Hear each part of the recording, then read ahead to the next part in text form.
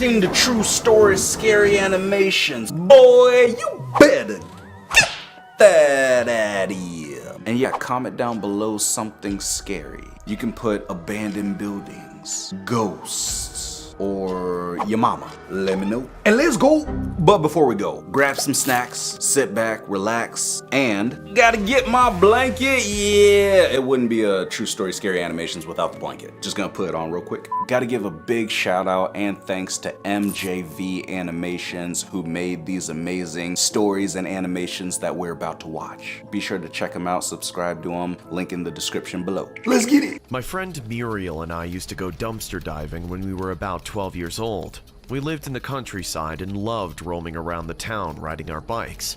There was this old abandoned factory in our town in front of which people used to dump their garbage for the cleaning van to take away every Sunday. So, the best time to dumpster dive was Saturday night, as we could have a lot of stuff to look through for hidden treasures. The reason we called our findings hidden treasures is because sometimes we did find some pretty expensive stuff that people just threw away due to a little dysfunction. One time, Muriel found this set of silver forks, which were covered in rust and broken at the tip. We earned good money selling them in a pawn shop. So, it was a Saturday night fun activity that not only gave adventure, but also thrills. The dumpster was located in a sketchy place where no one would go after sundown. The abandoned factory was infamous around the town for all kinds of criminal activities. But we never went inside the factory, just kept our business to the dumpsters. Until one night, our world turned upside down. I was standing on the sidewalks opposite Muriel's house and waiting for him to sneak out so we could go on our routine expedition. After 5 minutes, he came out and we began riding to our destination.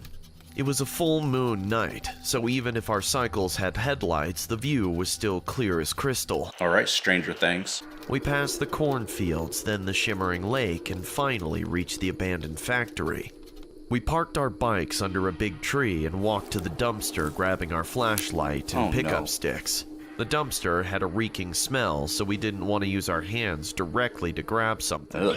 Like I said, we have done this many times, but particularly that night, something felt off about that entire place. Generally, we would hear sounds of crickets and frogs, but that night, we heard nothing. Isn't it too quiet tonight? Yeah, I said, while scanning the spooky surroundings. Suddenly, a coyote howled in the woods and Muriel said, let's get this done with and go home. I'm getting a weird vibe about this place tonight. Muriel was braver than me in most cases, but as soon as he said that, I felt the hair at the back of my neck stand up. We poked and ransacked the dumpster with our sticks. After a pile of household waste and rotten food, I saw a red hairy thing peeking out under a black layer of a garbage bag. Hey, Muriel, what do you think that is? Your mama? We looked at each other and I moved the layer of plastic to see it more clearly. Don't do it. As soon as I did that, I backed away screaming in fear. Ah! Holy moly. What is it? Is that? The reason Muriel stuttered in fear was in front of our eyes. A partial head with curled red hair was now peeking from the pile in that dumpster. We were about to pee ourselves as we realized we might have discovered the body of a woman.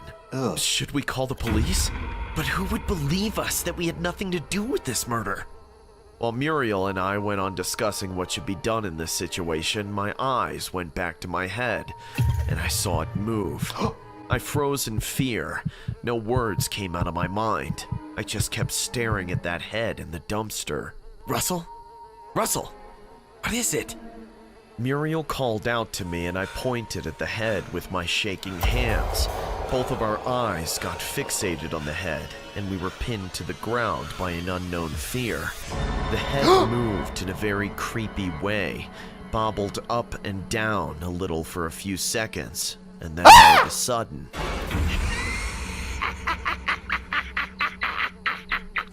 Oh, heck no.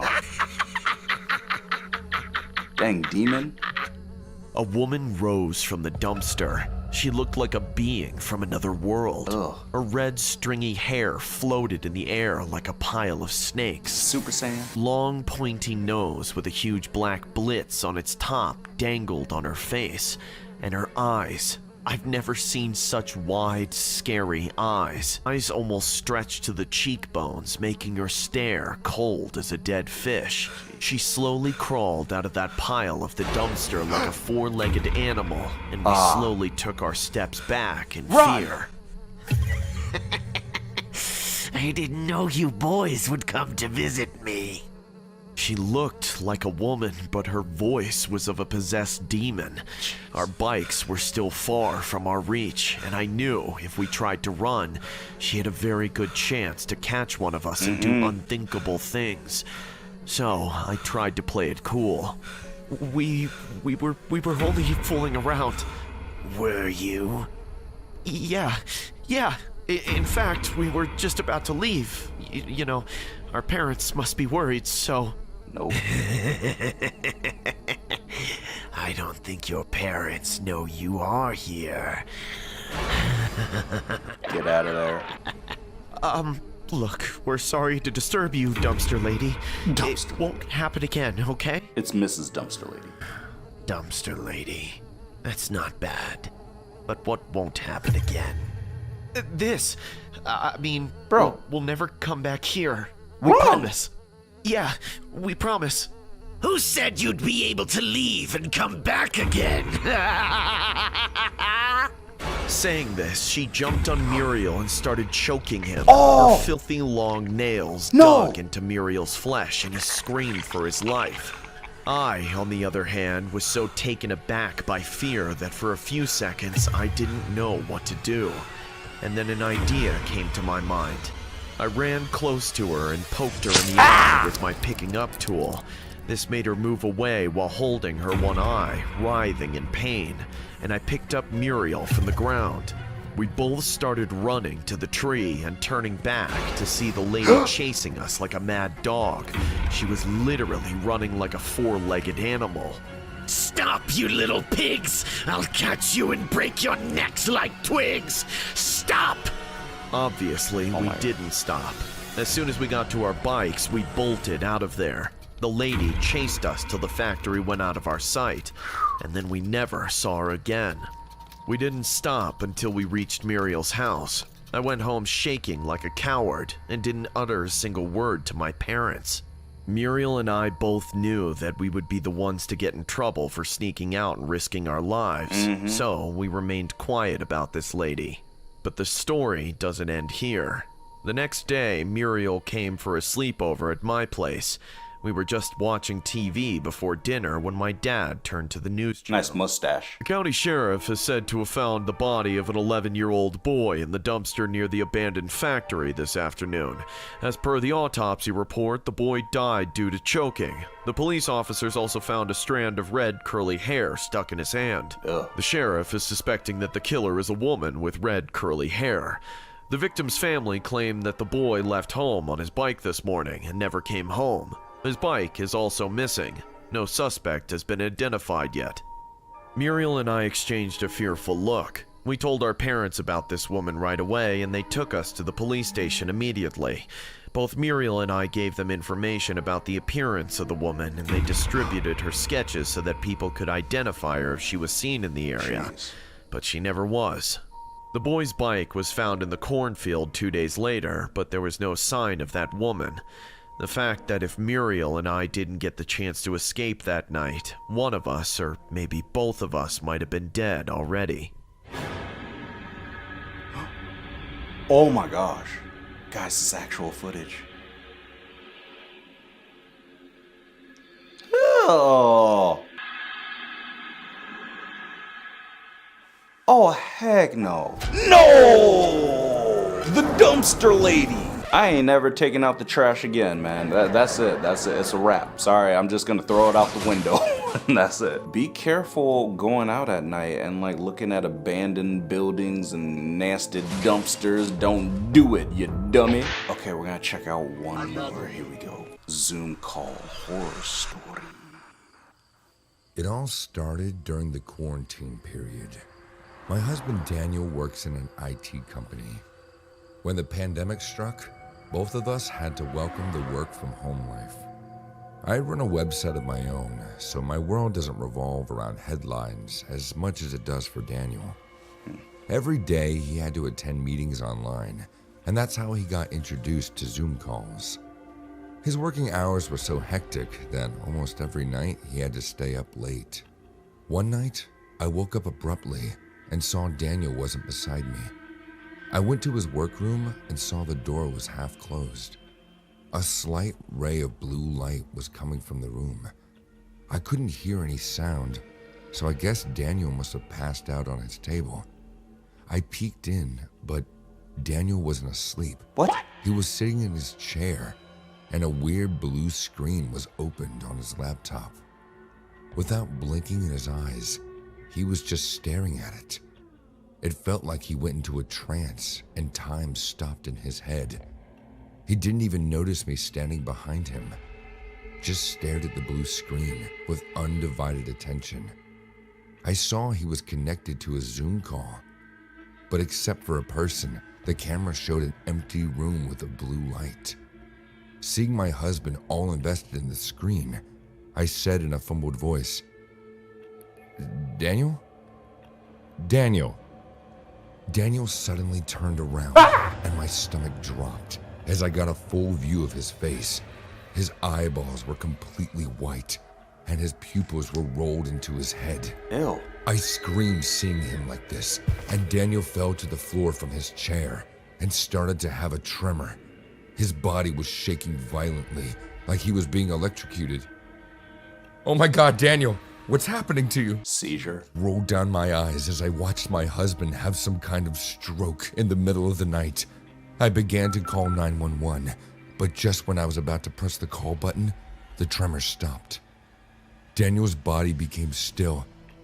Thinking I just lost my husband, I went to feel his pulse when he suddenly grabbed my hand and woke up. Dang. I felt my heart would have exploded when he tightly grasped my hand, but what happened next shocked me even more. Daniel looked at me, and his eyes were back to normal, and confusion lurked on his face. He looked around as if trying to figure out where he was. Time to get a divorce. Oh God, I must have passed out on the floor. You probably came to call me to bed. I'm sorry, darling. Work pressure. Leaving me in shock, he casually got up and went to bed. Getting this reaction from Daniel, whom I just thought was dead a few seconds back, I was speechless. What just happened here? I asked myself, but I was too confused to explain anything. Somehow, I got my together and went back to our bedroom to check on Daniel. I wanted to ask him what the hell was all that, but then I heard a small beep and noticed the Zoom call got disconnected. So all this time, the person Zoom calling Daniel from that weird blue room was watching us? Ooh. But why? Who was this person? Daniel was dead asleep for the rest of the night. The next morning when he woke up, I asked him about last night. Not only did he laugh at me, but also said that it was probably a nightmare that I had. After that night, Daniel was no longer the same person anymore. His behavior got creepier with every passing day. His eyes would revolve around the room frantically, like he was expecting someone soon. A weird grin often appeared on his face every time I asked him about his work. Since he always ignored me whenever I asked about this person he Zoom calls in the middle of the night, I didn't know what to do. I started to become scared of him. To be on the safe side, I started sleeping in the basement. But the horror didn't spare me there either. No. One night, waking up, my eyes went to the doorway, and he was there, standing still and watching me sleep. I was in the darkness, so I don't think he realized I was looking at him too. Drops of sweat appeared on my forehead once I noticed his hand. He was holding a huge kitchen knife. Ugh. I was ready to sprint at any moment, but he never entered the room. He just stood there and watched me with the Get out of there! and a crooked smile on his face. Slowly, I realized my husband has lost his mental stability. Yeah. Because whoever Zoom calls him every night from that blue room is now instructing my husband to kill me in my sleep. I finally decided to leave the house quietly the next night and go to my parents. He hadn't done any harm to me so far, hence I didn't call 911. I secretly packed a bag for myself. We sat for dinner when Daniel asked me, "Are you scared of me, Beth?" My face turned pale. I tried to hide my fear and smiled awkwardly, saying, "What? No? What? Why would you think that?" Then I must have done something wrong. 'Cause you should be scared of me. I wanted to ask him what was wrong with him, but I remained quiet. I didn't want to trigger anything in his mind for him to try and kill me. Seriously. Everything about him spooked me out. That chicken looked good. The way he chomped his chicken, the way he slurped the lemonade without breaking eye contact with me, It was ran chills green. down my spine. It was like someone inside of him was watching me through his eyes. He spoke again while spitting food on his plate. "You know you can't live without me, right?" "Yeah." "Then you better unpack your bags before I get crazy about you trying to leave me." Jeez. He winked at me and blew me a kiss after saying this. Ew. He then picked up his plate all of a sudden and slammed it on the floor, screaming, "I can't believe you thought of leaving me. Why would you want to do that? Oh, I wonder Is there why. someone else in your life?" Yes. I couldn't believe the words that came out of Daniel. I finally gathered my courage and said, "Can't you see what's going on? Who the hell talks to you from that blue empty room?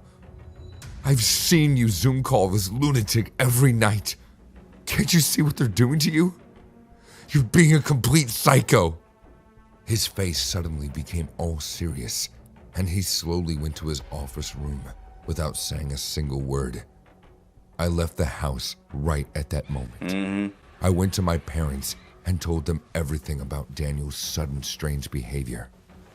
They convinced me to call the cops and go back to the house with them, because one thing was for sure: my husband was going insane. We arrived at our house at 7 a.m. The cops rang the doorbell repeatedly, but Daniel didn't open the door. Out of panic and stress, I told them to break down the door, which they eventually did. As we entered Daniel's workroom, a vicious sight unfolded. Daniel was lying dead on the floor. His mouth was wide open in a silent scream. His eyes were bulging out of his eye sockets. The veins in his face were popping out as though he got infected by some poisonous insect. He'd never looked this horrible before. His laptop was still on, showing the page one sees after a Zoom call gets disconnected. The cops had no idea what happened to my husband. The heck? None of his colleagues could shine a light on this mysterious person who called Daniel night after night. The cops checked his call records and messages, but had no clue coming forward. I don't know how he used to get those links to join the Zoom call and why he died the way he did. All I know for sure is that I'm going to stay away from Zoom meetings for the rest of my life. That blue empty room and its owner came down like a curse on my innocent husband. So beware, stay away from any mysterious Zoom call links.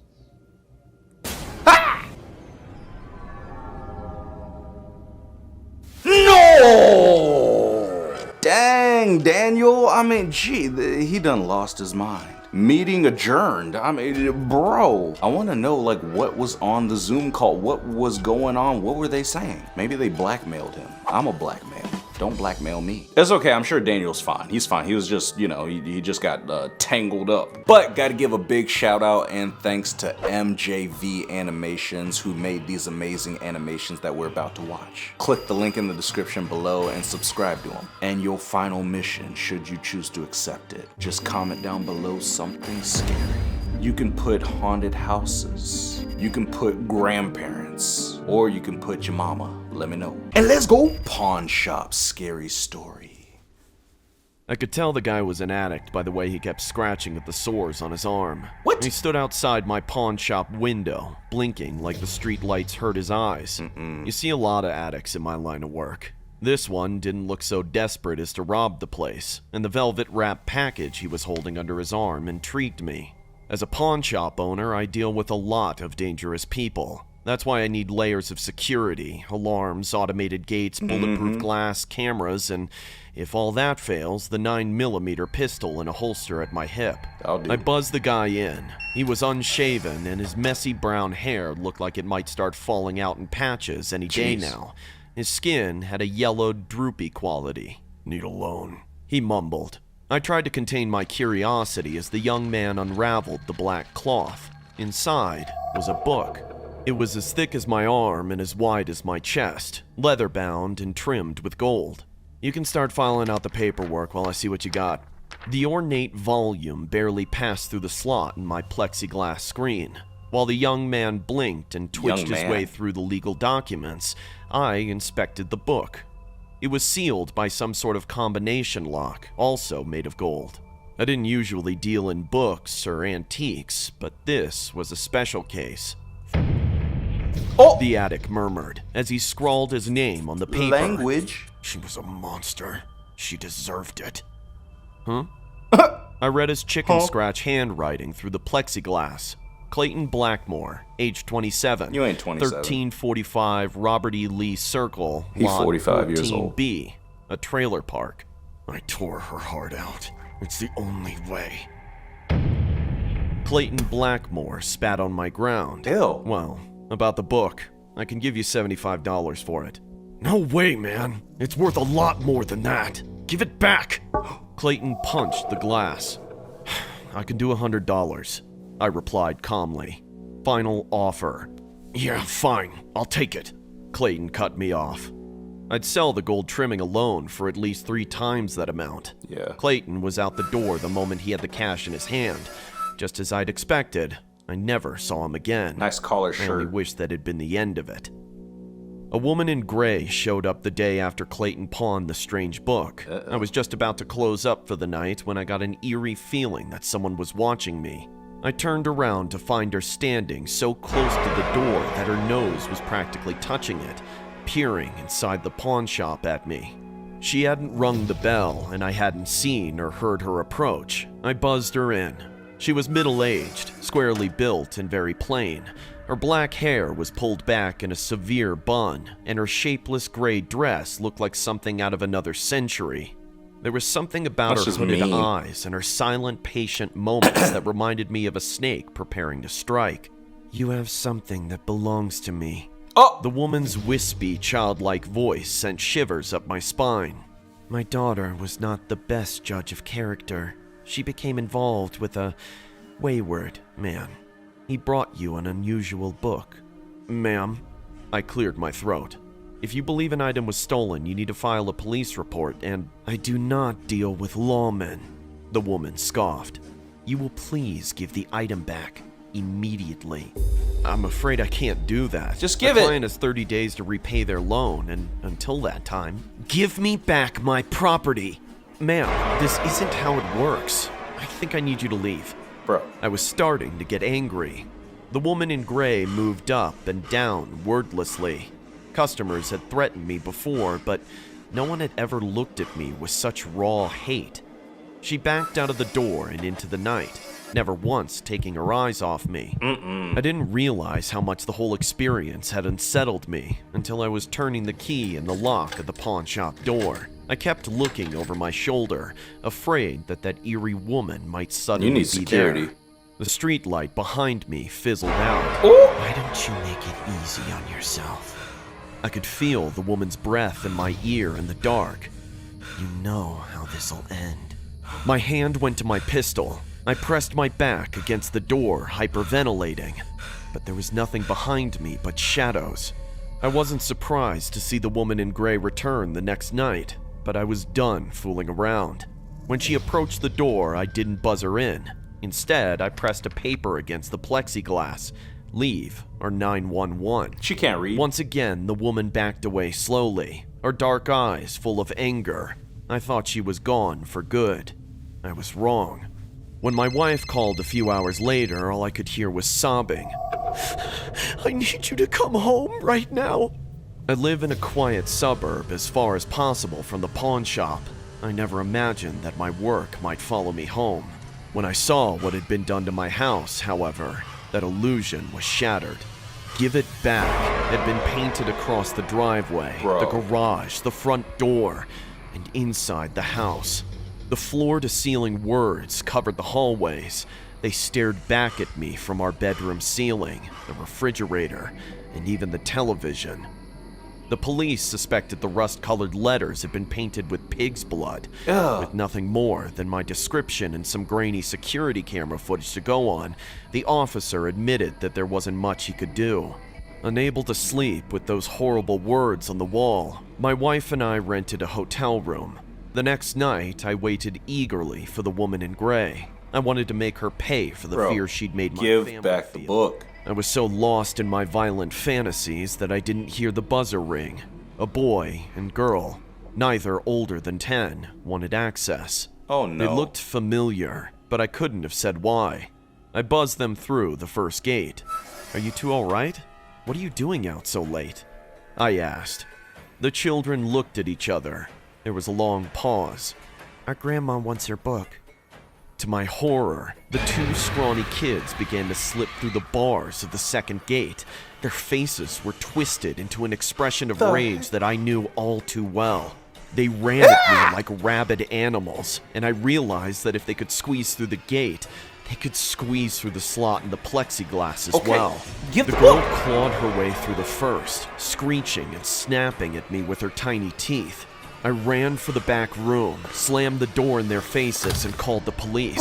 After only a few moments, the hammering of their little fists on the door fell silent. The officers told me they'd been unable to identify the woman in gray, and that there was no sign of the two strange children. After they left, I opened the safe and took out the leather-bound book. I knew what I had to do. Give it to Maybe him. I'd known all along. I drove back to my empty house. Give It Back stared back at me in rusty letters from every surface, and I wasn't surprised to see a family waiting for me on the dark sidewalk. The woman in gray, 2 children, and a man and a woman I didn't recognize. All with the same black hair, dark eyes, and old-fashioned clothes, all watching me hungrily. I set the leather-bound volume on the sidewalk and backed away. That was the last I saw of the woman in gray and her family. I never learned who they were or what was inside of that strange book. And you know what? Maybe it's better that way. No! Oh, jeez, the leather book. The lesson here is don't read. No, I'm just kidding. Reading's good, but like, you know, if somebody says, give me back my book, probably you might want to give it back to them. Just in case, because, you know, they might be, what's the word? Oh, yeah, crazy. Okay, we're going to check out one more. Here we go. My Uncle Yoshi had a pawn shop in the market. We lived in a small village surrounded by forests and mountains. People in our village lived a simple and quiet life. There were hardly any crimes or scary incidents happening in the village. Until now. Kids would roam around the streets fearlessly. Villagers always smiled at each other whenever they met on the streets. The peaceful environment of the village never gave anyone the slightest idea that something evil could strike the community until this incident happened. Villagers would often visit my Uncle Yoshi's shop to sell antique family heirlooms for money. Another pawn shop. The shop had a small storeroom located at the back where Uncle Yoshi kept the most valuable pieces. So whenever I went to the market with my mom, I always begged her to take me to my uncle's shop. The shop was like a fantasy land for me. The various old items arranged on the wooden shelves would stare at me as if they were telling me some folklore. One day, my mom and I went to the market. She had lots of groceries to buy, and I didn't want to accompany her in that boring task. So I asked her, Mom, can I go to Uncle Yoshi's shop? Fine, but stay there until I come to get you. Don't go anywhere else, okay? Okay, Mom. When she permitted She got a me, deep voice. I sped to the shop like a hummingbird. As I entered the shop, I found it empty. Uncle Yoshi wasn't there. Uncle Yoshi! It's me, Uncle Yoshi? But still, there was no sign of him. I began exploring the shop with the utmost freedom.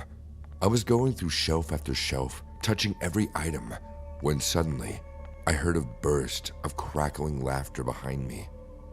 Turning around, I saw a pair of creepy blue eyes watching me. The eyes were so huge that it felt unreal that they could belong to a human being. I felt my legs freeze in fear, and the eyes gave me a death stare. A whimpering cry came out of my mouth. Huh? As soon as that happened, the figure hiding behind the counter started to rise slowly. Ugh. And then I saw a freaky-looking old man. The fact that he was inside the shop at this time and chose to remain quiet when I called out gave me goosebumps. With a fumbling voice, I asked, "Who are you? Where's my Uncle Yoshi?" Up your butt. Don't be scared, little girl. I'm a friend of Yoshi. No, you're not. He went to the market to get something. He's the one who put me in charge until he comes back. Nice teeth. Then why didn't you answer when I called out? Because it wasn't me you were calling for. Being a kid, his playful words didn't strike my mind, and I thought he was right. I did call out to my uncle. The man walked up to me and crouched down to my face. Do you come here often? Yes, sometimes. I see. What's your name? Hanako? That's a pretty name. Girl, run. So, Hanako, would you like to be my friend? No. A creepy grin appeared on his face as he asked me this. I didn't know what to say because, honestly, he gave me the creeps from the moment we met. So I remained quiet and acted as if I was confused to answer him. What happened? Don't you make friends, Hanako? Yes, I do, but what? My mom says not to make friends with strangers. Oh my gosh. Oh, really? His face turned sad, and his eyes got filled with tears. He covered his face with his hands and started sobbing like a kid.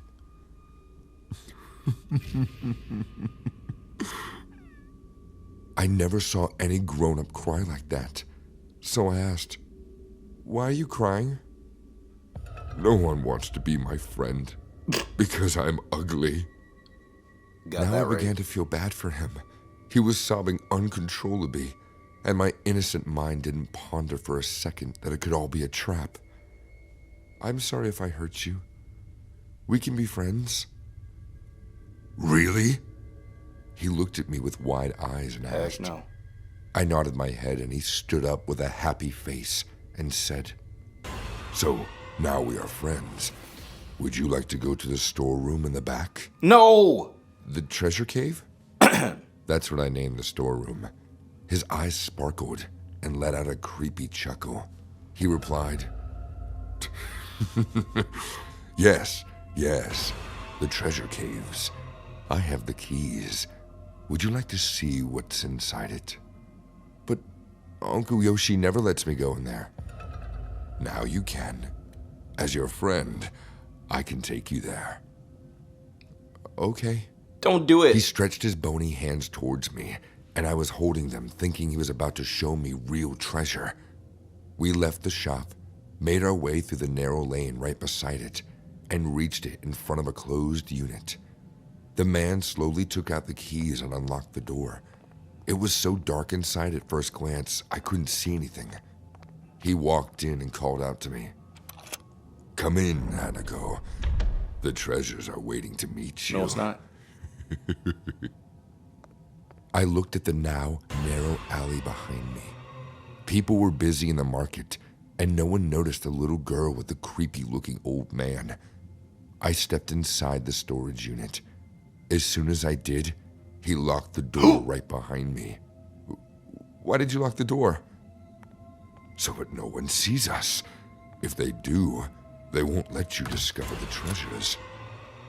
Just then, a big wooden trunk kept in the corner of the storeroom started shaking. Someone was kicking the trunk from the inside. What's happening? Who is that? You serious? Another Hanako.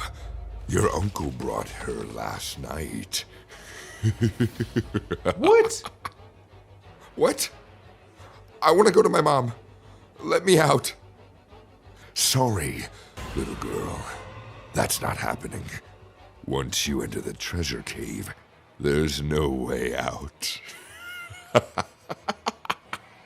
I ran to the door, started banging on it, screaming, Mom, I'm in here, please help me. Do you want to wake one more friend, Hanako? She's just like you. Well, almost like you. Saying this, he walked up to the wooden trunk and unlocked it. What I saw gave me nightmares for life. A little girl was inside the trunk. Her pink frock was covered with stains and dust, like someone dragged her here and locked her up inside the trunk. She had no hair, only a few strands peeking from her bald head. Her face looked traumatized, and she was shaking in fear. Oh my God. Just then, I heard footsteps outside the storage unit and a loud bang at the door, like someone was about to take it down. After 2-3 strong kicks, the door finally gave up, and I saw my Uncle Yoshi walking into the storeroom. Uncle Yoshi. Seeing him, I ran to hug him, and I saw my mom standing behind him too. They both rescued me and that poor little girl. The cops were called. I was so shocked and paranoid that I hardly spoke when the cops interrogated me about the old man.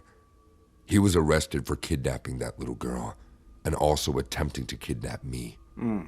He was sent to prison, and Uncle Yoshi testified against him, though the guy tried to frame Uncle Yoshi in this abduction, but was caught red-handed, and no one believed him. The cops concluded that he somehow stole the storeroom keys and hid the little girl inside the trunk without Uncle Yoshi's knowledge. Uncle Yoshi also said that the old guy used to be friends with him, and he had no idea that he was a devil in disguise. The village people were terrified after this incident, but everyone praised Uncle Yoshi for his presence of mind. My mom believes if Uncle Yoshi didn't reach him in time, the old man could have done horrible things to me just like he did to the little girl. The girl was reunited with her family, and Uncle Yoshi became the hero of our village. But now when I think about this incident, the man's words ring in my ear. Another Hanako. Your uncle brought her last night. Do you think he told the truth? Is my Uncle Yoshi connected to the crime? Seems like I might never find out. No! Uncle Yoshi! Dang it. Yeah, Uncle Yoshi, he probably connected to the crime, ain't just, yeah. But I guess we'll never know. I consider myself a solo traveler. Traveling around the world and connecting with new people and their unique cultures is my big passion. This one time, I went to Maryland. I was driving by this stranded highway on a rainy night when I saw a big signboard on the side of the road that said, "Welcome to Cottage City." I was glad that finally I would be able to find some shelter in the town. I drove into town and was passing by the houses when one house caught my attention. The house looked abandoned and had words spray painted on its walls. The rain wasn't that strong, so I stopped the car in front of the house and got out of the car to get a clear look. I turned on my flashlight and saw the words, "Stay away, evil, and don't come back," written all over the house. Lots of wooden crucifixes were also nailed to the house porch and gate. Thinking about what might possibly be wrong with the house, I looked at the upstairs window and saw a boy standing near it. The boy had a pale face with red puffy eyes, like he hasn't slept in years. His expressionless face kept staring at me. Ew. Hey, do you need help? The boy didn't answer back and just stood there. So I asked him again, hello, are you all right? This time the boy smiled a huge grin. Ah! Turning around, I saw a creepy-looking old man standing behind me with a lantern. His confused face hinted that he had no idea why I was standing in front of this abandoned house. Oh, you scared me. Who are you? I'm a traveler. I'm looking for shelter for the night. But you can't stay at that house. Go to a hotel. Oh, no. I wasn't planning that.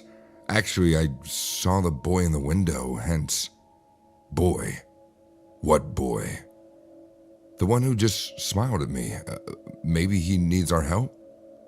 There's no boy in that house. Ooh. You must have imagined it. But I did see him. He was standing right there. The nearest hotel is still an hour's drive from here. I have a guest room. If you want, you can stay the night at my place. Nope. Saying this, the man turned around and started walking. Even though the man's behavior felt weird to me, I still accepted his invitation. Are you serious? It was hard for me to digest that the boy I saw in the abandoned house was merely my imagination. I don't know why, but I felt the old man knew much more than he was telling me. You can't park in the middle of the street. His house looked so old from the inside, like he was living in ancient times. We sat near the fireplace and he offered me some wine. He looked at me and said, "There's no food in the house right now. Due to the bad weather, I couldn't go out for the last few days." It's okay. I'm not that hungry. Awkward. I started rocking in his armchair. I took a pause and then asked, "What happened in that house?" The old man immediately looked up at me like I asked something horrible. "You sure you want to know?" Yes. I guess. He looked at the flames of the burning firewood and started his story. "Years ago, I moved here with my father. He used to be a farmer. There weren't many kids in this neighborhood back then, so Roland became my only friend. Roland used to live in that house with his family. They had a big family, always making noise, but they seemed happy. I loved spending time at Roland's house. His aunt always gave me candies wrapped in colorful paper. I don't remember her name, but she was special to Roland. One day, that aunt passed away. My father and I attended the funeral. Everyone in the family shed tears for their beloved aunt, but not Roland. He didn't cry. He didn't say a single word. Everyone was expecting that he would be the most broken, as he was the closest to his aunt. I still remember how still and expressionless Roland was when they showed him his aunt's body lying inside a coffin. He changed from that day. He barely came out and always stayed in his room with his Ouija board. He had a Ouija board? Yes. He said his aunt taught him how to use it. Ugh. But soon after his aunt's demise, scary things started to happen in that house. The family began to hear strange dripping noises and scratching sounds from the inside. At first, Roland's mother believed that the noises were connected to the dead aunt. One time, Roland told me, "I can hear someone walking in my room at night." The next morning, his mother would find scratch marks on his mattress. Eventually, scratch marks also began appearing on Roland's body. Ew. Roland would wake up at night and scream in agony, sometimes even laughed like crazy. The heck? I remember what he said to me the last time I visited. What did he say? He said, "I can see them. They all just gather around my bed and stare at me with their hollow mouths opened in a silent scream. We all thought Roland was different. We all knew something was getting inside him, but no one could stop or help him. My family called upon priests to perform an exorcism. Father Raymond J. Bishop was one of those priests who performed the exorcism. The priests placed a crucifix under Roland's pillow to cast out the evil from the house, but his bed started to shake violently, and Roland's eyes rolled upside down. He growled like an animal, as if the crucifix was causing him terrible pain. Ugh. All the furniture started to fly around the room, and everyone left screaming in fear. Priests performed multiple exorcisms on young Roland. While the exorcisms were performed, Roland vomited, urinated, spit, spoke in Latin. He also laughed in a deep, demonic voice.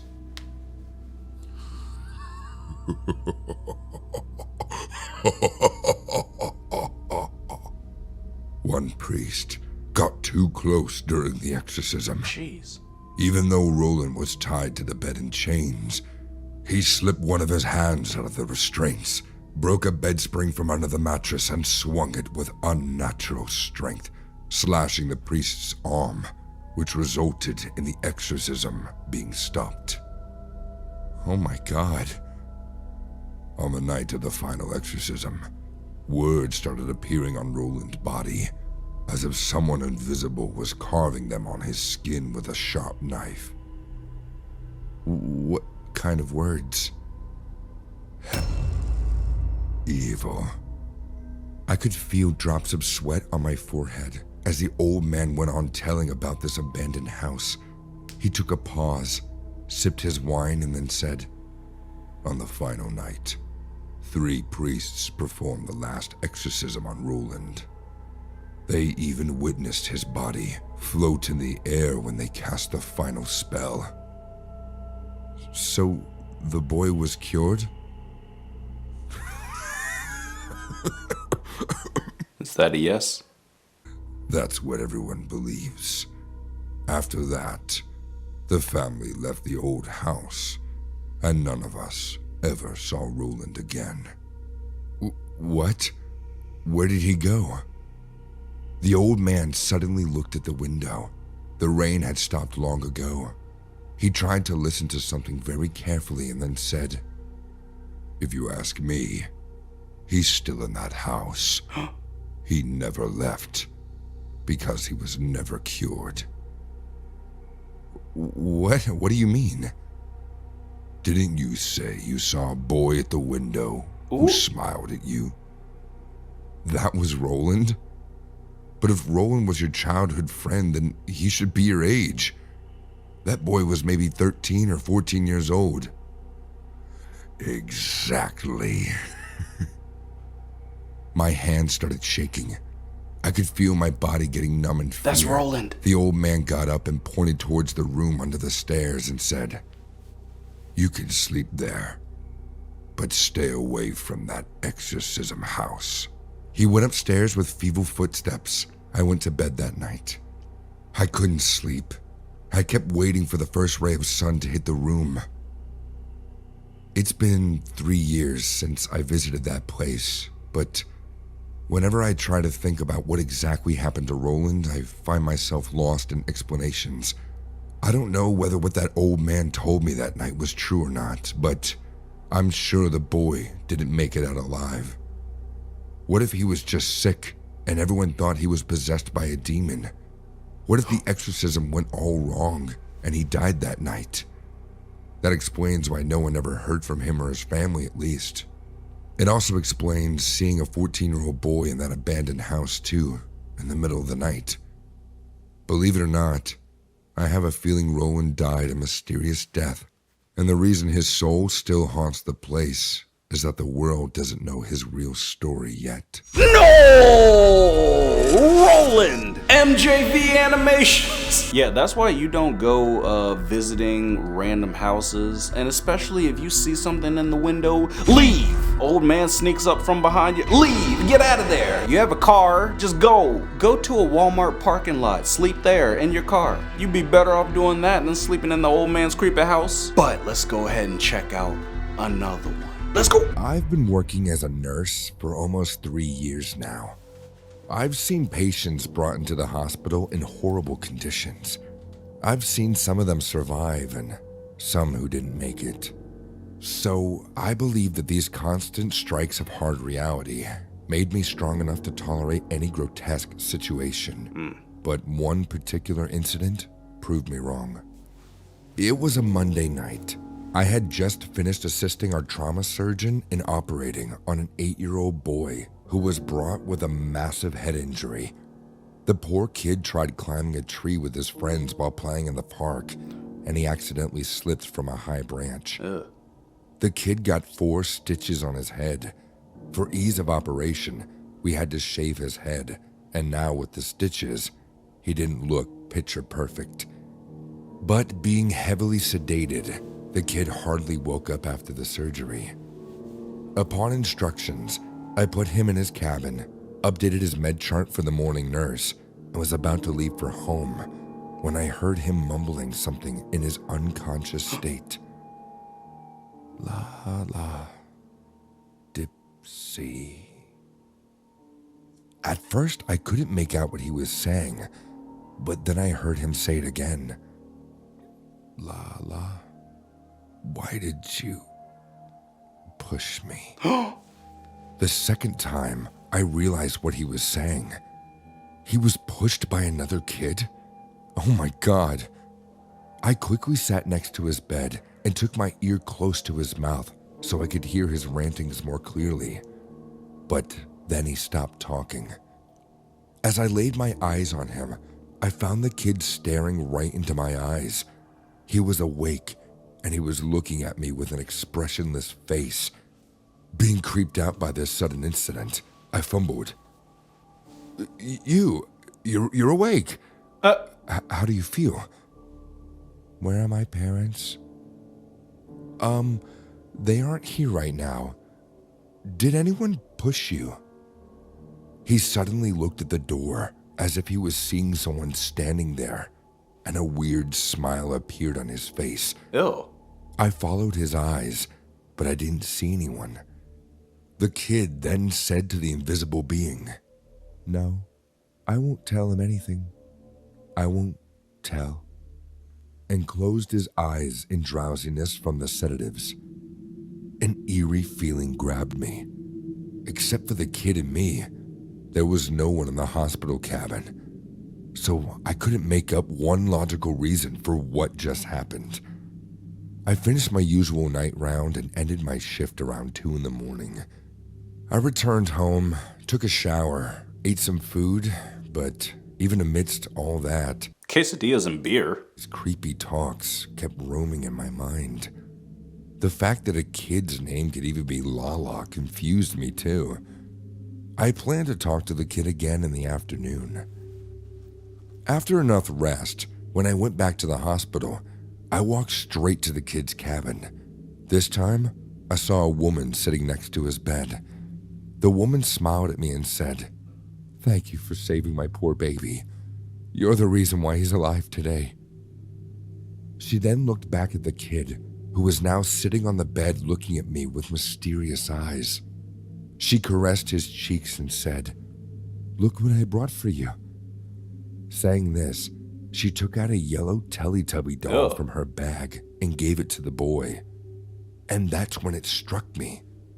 Lala, Dipsy. Those are the names of the Teletubbies. But the boy's reaction shocked both me and his mother. He suddenly looked pale seeing the doll and said, "I don't want Lala anymore, Mom." "What? Why not? I thought she was your favorite." Nope. "She was, but the others didn't like that. That's why she pushed me so the others won't be angry at her." "Ryan, what did I say about telling lies? No one pushed you. You slipped and fell. Stop saying things like that. The kid went quiet and didn't say anything else. His mother went to talk to the doctor, and I sat beside him. Ryan, who gave you this doll? I bought Your it mama? from a yard sale? Is this your favorite doll? Not anymore. Why not? The kid looked at the doll and then whispered like he didn't want the doll to hear what he was saying. It brings the others too. Others? Who are the others? The rest of the Teletubbies. Now, I know that kids have wild imaginations, but the fear in his eyes told me whatever Ryan was saying wasn't made up.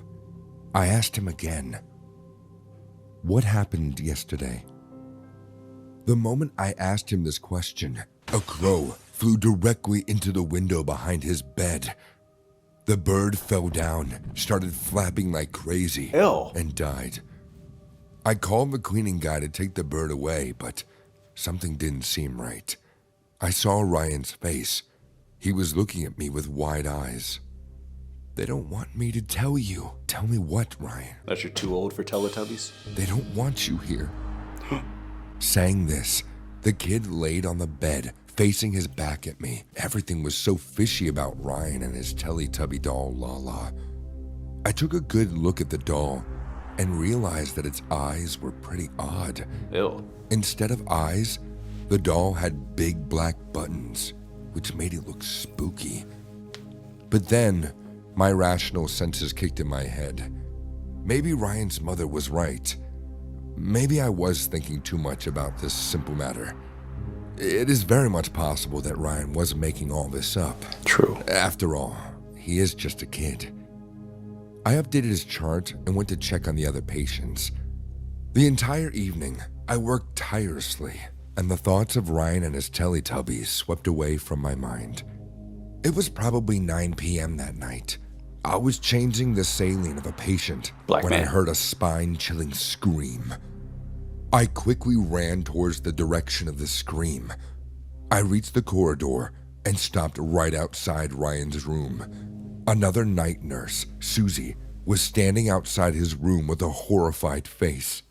Her fingers were pointing inside the cabin. As I took a look, my stomach dropped. Ryan's unconscious body was floating above the bed. I had never seen anything like that except in horror movies. What? This kid was floating in the air. His face was terrifying. His mouth was wide open, and his eyes were rolled into his head, revealing the whites of his eyes. Ryan, are you... Susie ran away screaming. Yeah, seriously. God help us. God help us. I stood there watching the unbelievable happen in front of my eyes. Suddenly, the lights of the entire hospital went out, and the moonlight from the window illuminated Ryan's cabin. And within the next few seconds, 4 gigantic Teletubbies surfaced from thin air, surrounding Ryan's floating body. The heck? They all were looking at me. They all had black buttons instead of eyes. I felt like I was about to piss my pants. Ew. I wanted to run away, but my legs wouldn't move. They were nailed to the ground by some unnatural force.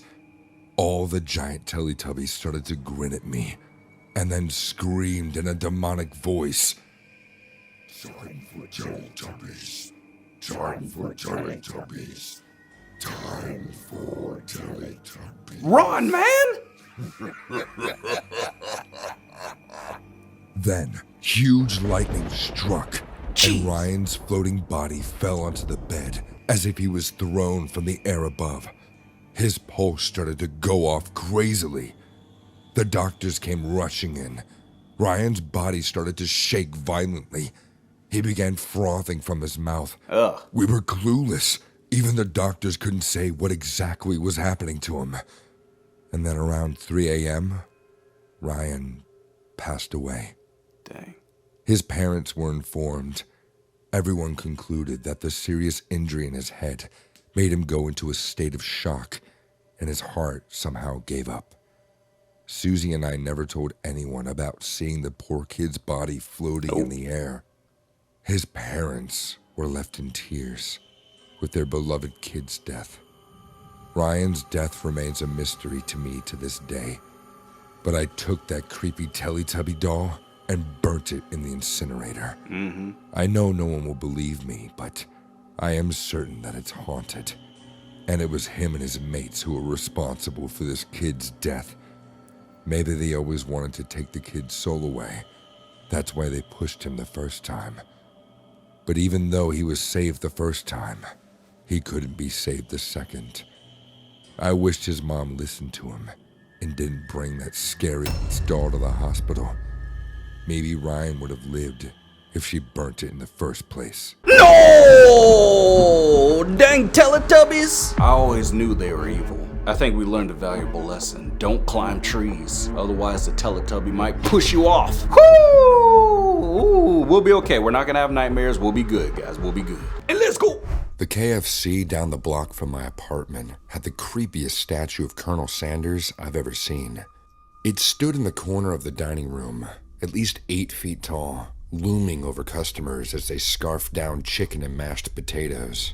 No one ever sat at the table closest to the statue. There was just a bad vibe the closer you got to the thing. Cold spots, weird smells, a sense that you were being watched.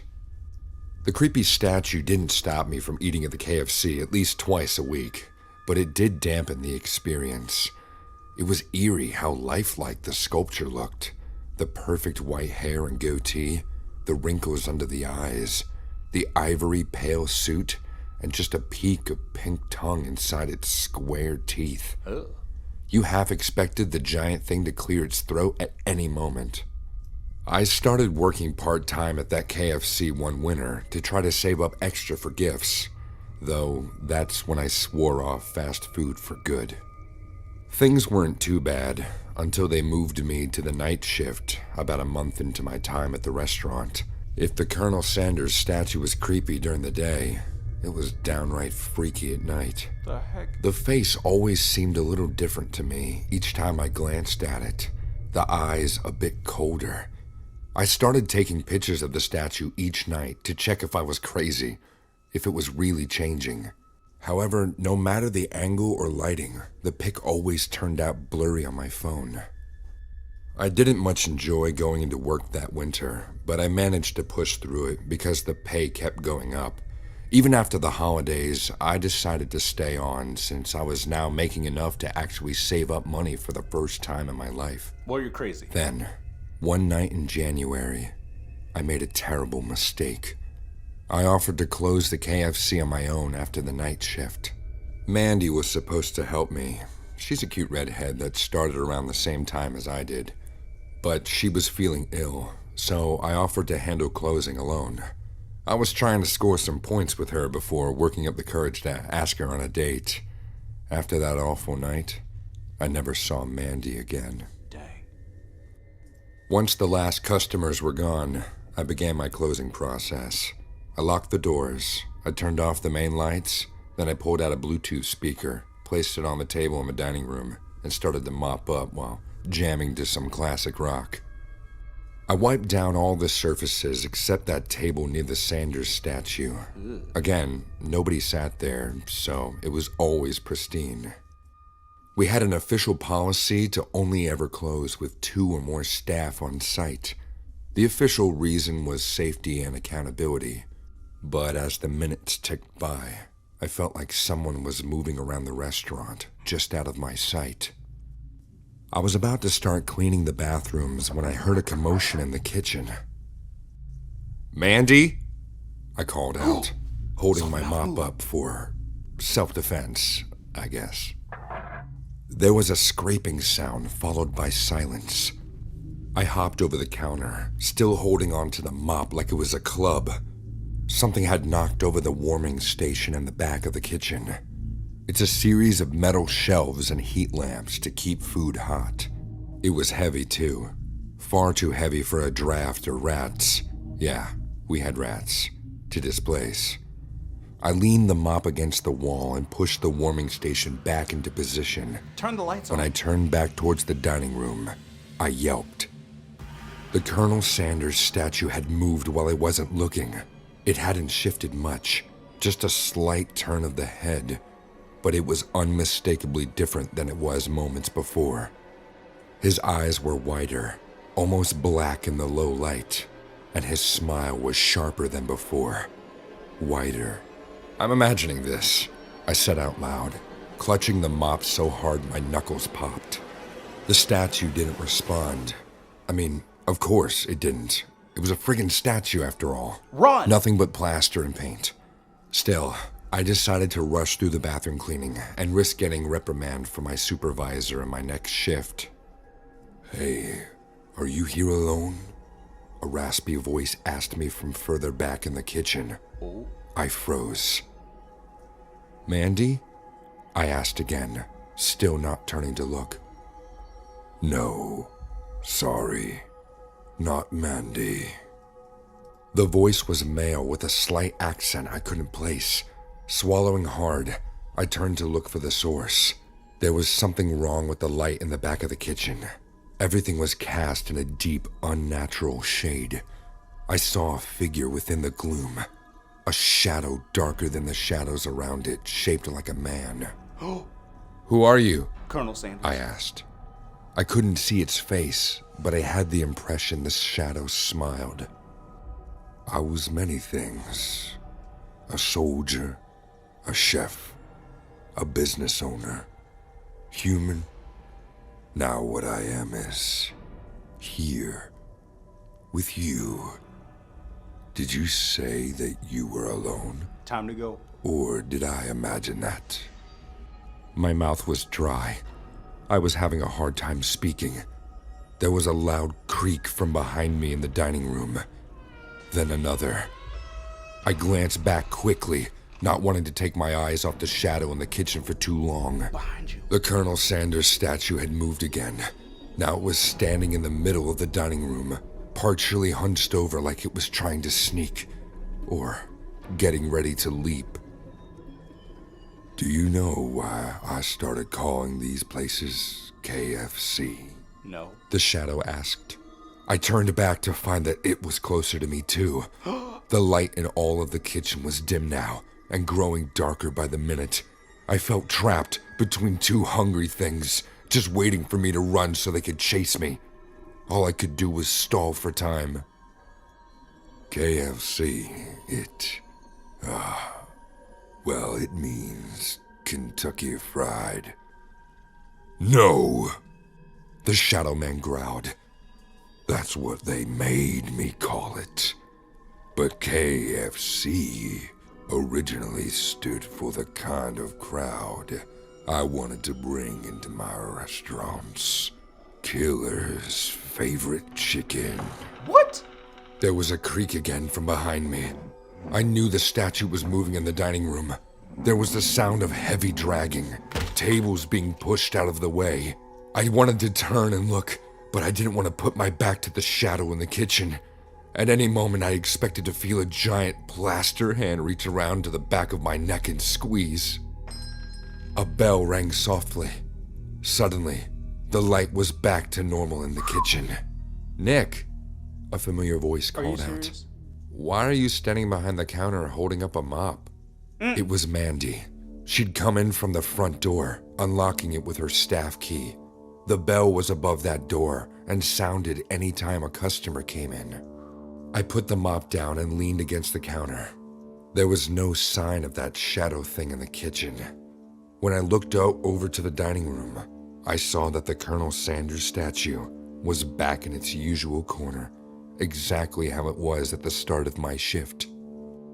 Jeez, Nick, you look awful, Mandy said, walking towards me.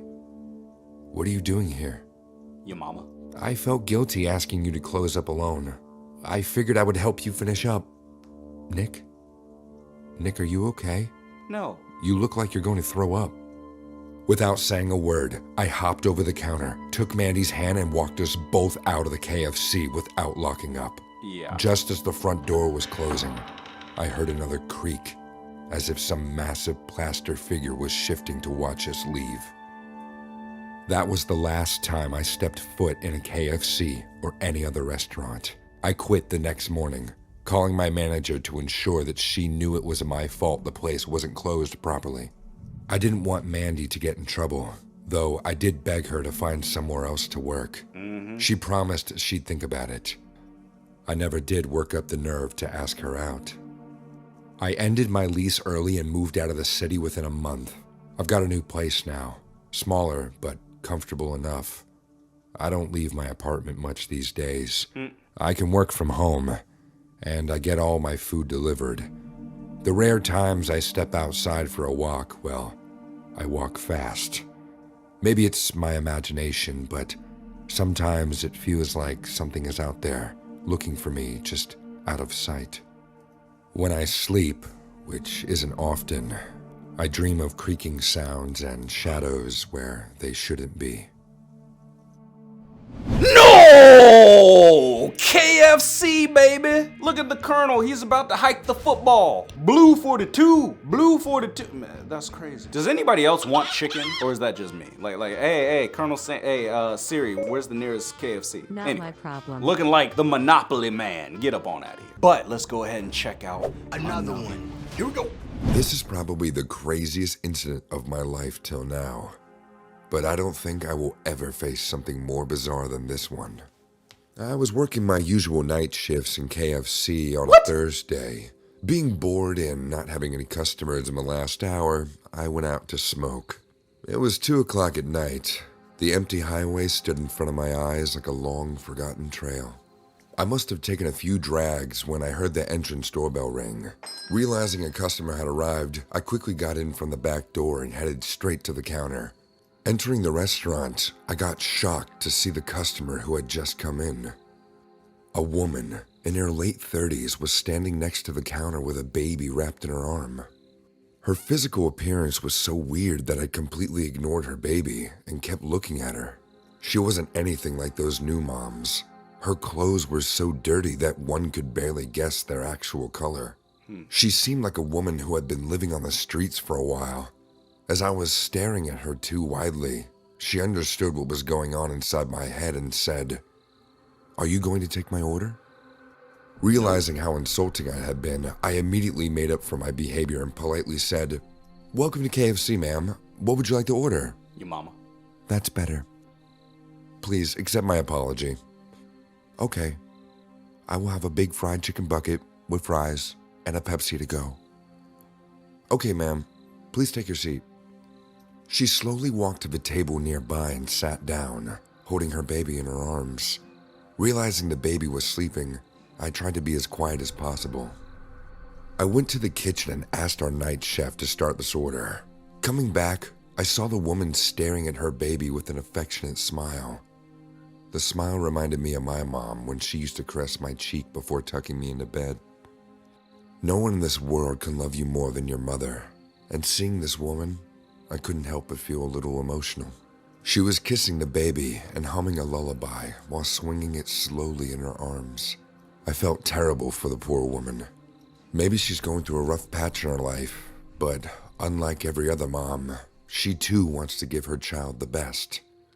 I kept watching her with the corner of my eye. It was lovely to see her caring for her baby. After 10 minutes, her food came. I placed it on a tray and started walking to her table. Seeing me approaching her, she became conscious and hugged her baby even closer to her chest. I wanted to take a sneak peek of her cute baby, but I understood she was protective of it. Also, my behavior might have scared her off a bit, so her reaction was understandable. "Here's your food, ma'am. Please enjoy and let me know if you need anything more." Holding my curiosity, I returned to the counter and gave her space to enjoy her food. Her bony structure does incline that she hasn't eaten for a while, so I didn't want to disturb her anymore. Seeing the giant bucket of chicken, her eyes dazzled in joy. She started gobbling her food. She grabbed a chicken leg and tore a huge chunk of meat. I could hear her smacking and making chomping noises as she ate so loudly. Ew. After finishing 3 chicken legs in a blink of an eye, She looked at her baby and said, "Look who's finally awake. Did I wake you up? Well, you can't eat KFC chicken quietly." "No, you can't eat them. You're not old enough.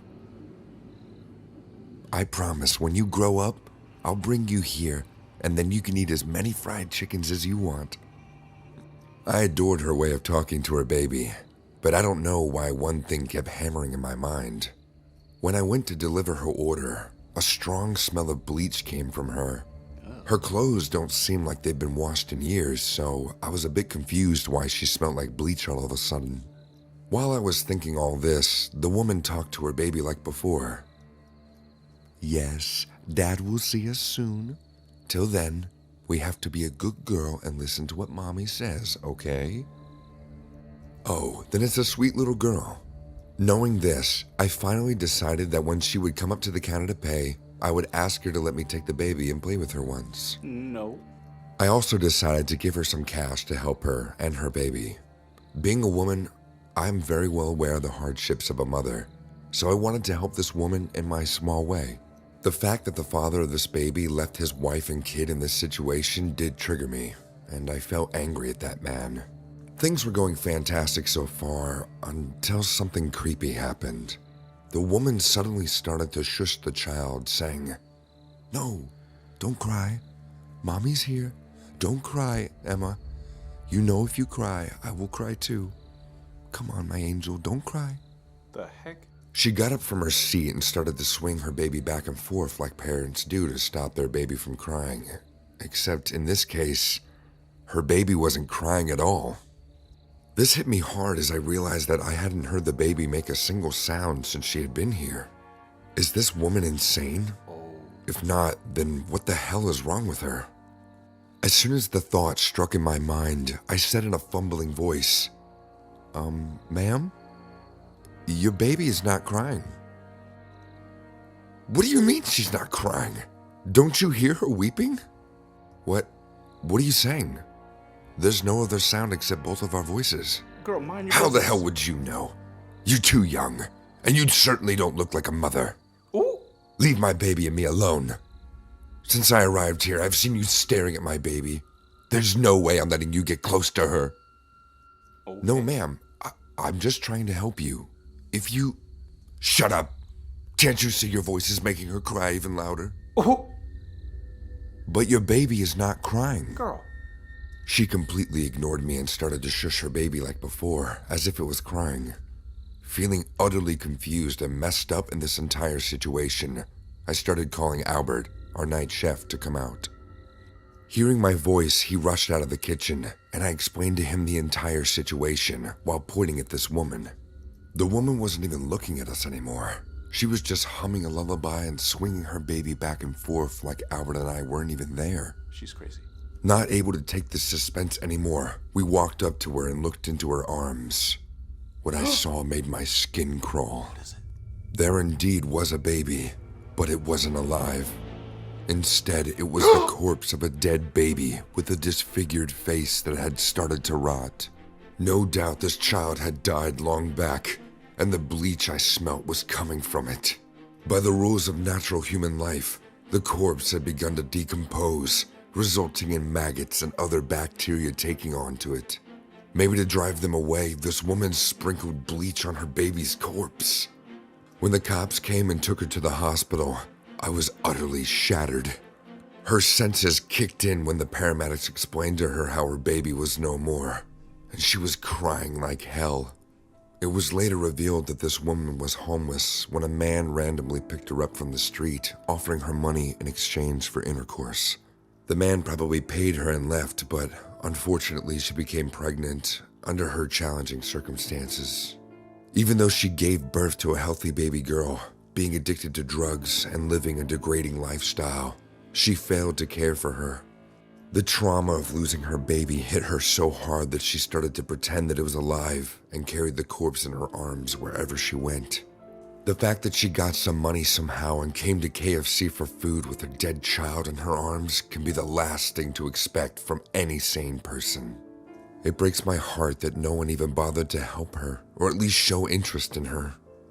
I'm sharing this story to reach out to the guy who slept with her without using protection and never cared to check back on her. So if you're watching this, Jack, I want to tell you out loud that just because she was homeless and messed up, your disgusting behavior can never be justified. You should have at least been a man and checked on her. I hope you burn in hell. No! Jeez, girl! What is going on with the KFCs today? I guess I'm gonna skip KFC and start going to McDonald's. And when the heck did KFC start selling tacos? Colonel Sanders, you guys sell tacos and burgers? You got burgers? It's supposed to be Kentucky Fried Chicken, not Kentucky Fried Burgers. I mean, come on. And you guys got a gumball machine back there for some reason. Man, you guys are crazy. If you see somebody holding their baby and you can't see the baby's face, they might be crazy, so you better watch out. My best friend Pamela and I hosted a sleepover at my place last weekend. My parents visited my grandma in Wisconsin, so I had the house to myself. Pamela and I have been best friends since kindergarten. We've done sleepovers many times before, but as this is our final year of high school, we decided to make this one special. And unfortunately, it turned out to be a sleepover to remember for the rest of our lives. Another classmate, Corey, joined us. We turned on some music and started talking about our plans. I was having a conversation with Corey when Pamela said, "God, you guys are so boring." Oh! Really? Then show us how much fun you are. I have an idea. What? Are you guys familiar with the Ouija board thing? No! You mean calling out to dead people? How old are you, 6? It works. You just have to concentrate. Now, I've heard about this thing, but never tried it on my own. I thought for a second, and then said in a confused tone, "But I don't have a Ouija board." "I can make one. Just need a few basic things." She took a piece of cardboard and pasted a white paper on it. Then on the top left, wrote yes, and on the top right, no. In the middle, she wrote the alphabet, A to Z, and down under, wrote numerical 1 through 0. And at the end of the paper, she wrote, "Goodbye." Whoa, this looks spooky. That's the fun. Ugh, Get me her a glass face. from the kitchen. Corey went to get a glass, and I sat there thinking, what the hell are we doing? Once Corey brought the glass, Pamela took out a half-empty bottle of wine from her backpack. What? Where'd you get that? Stole it from my dad's cupboard. She filled the glass with wine and drank it in one go. She then filled it again and gave it to Corey. Corey, too, drank it without hesitation. But when she gave me the Peer glass pressure. of wine, I felt kind of worried. "Pamela, I don't think this is a good idea." "Come on, it's just one glass." "Yeah, Beth, don't be a chicken." So I drank it just to get it over with. Pamela turned off the lights of my room. The pale moonlight coming from my window was enough to see around. We sat down in a circle and placed the board right in the middle. Pamela lit a small candle to see the letters clearly and placed the glass on the board. "Now listen, I'll ask the questions, but first we have to decide who we're going to call." "What about Fat Amy?" "Seriously, Corey? Is that a joke?" "Come on, don't ruin the fun. That ugly had it coming. Can't disagree with that." Pamela and Corey laughed ruthlessly over an unfortunate incident that happened last year.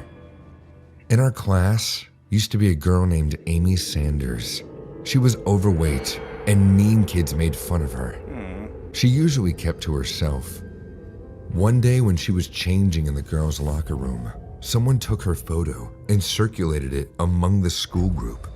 She was so heartbroken and petrified that she drank bleach and died while coughing blood in the girls' bathroom. Nobody deserves to be treated like that. You guys are so mean. Oh God, enough with your lectures, Beth. Can we please start? Are we going to call Amy? Maybe we can ask her about the mysterious photographer. I mean, ghosts know everything. Ghosts aren't real. Let's find out. We all placed our index fingers on the top of the glass and closed our eyes. Pamela said in a low voice, "Think about Fat Amy. Imagine her face." Corey and I certainly did as she said. Pamela kept chanting, "Amy, if you're out there, talk to us. Amy, are you there?" Nope. Nothing happened for a while. I was on the verge to give up on this bullshit, but I felt someone breathe on me. What the? I opened my eyes and saw it was Pamela blowing on my face. She and Corey laughed out loud, seeing me get all creeped out. I lost my calm and screamed at them. "This isn't funny, guys. Enough. I'm going to bed." Then suddenly, we heard a sound. A sound of a girl weeping. What is that? The sound started to grow louder, as if whoever was crying was now walking towards my room. "Pamela, is this one of your pranks?" I swear I'm not doing anything." We all stood up in fear. Our faces were pale. I know it very well that there was no one else in this house except for the three of us. And even if someone enters, the door alarm will buzz like crazy, identifying a break-in. Our heartbeats got faster as the sound came closer each second. At one point, it was so loud that I could tell someone was standing right on the other side of my bedroom door. My throat was dry. All of our eyes were on the door, waiting for the unknown person to walk in. Suddenly, the sound stopped, and the door creaked open. The movement was so slow that I thought my heart would stop at any minute. But as the door opened, we saw nothing but pitch black darkness. Girl, run. It felt as if a completely different world resided beyond my bedroom door. Oh my God. Pamela and I turned towards the Ouija board left on the ground, following Corey's eyes, and what I saw made my stomach drop. The glass had started to move slowly. With wide eyes, we watched the glass move chronologically. H, E, L, L, O. She's here. Is this happening?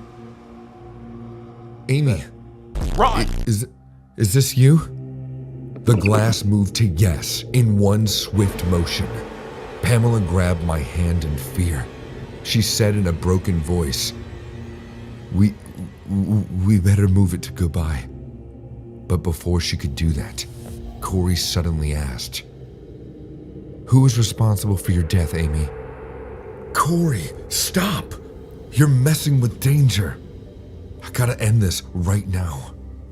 What happened next can only be seen in horror movies. Pamela went to grab the glass to move it to goodbye, but something invisible flung her in the air and tossed her on the hard floor like a doll. Her wrist broke and hung like a broken tree branch while she screamed in terrible pain. None of us moved because we knew the same thing would happen to us too if we did. The glass then slowly spelt the name of the person responsible for Amy's death. P-A Pamela! M-E-L-A.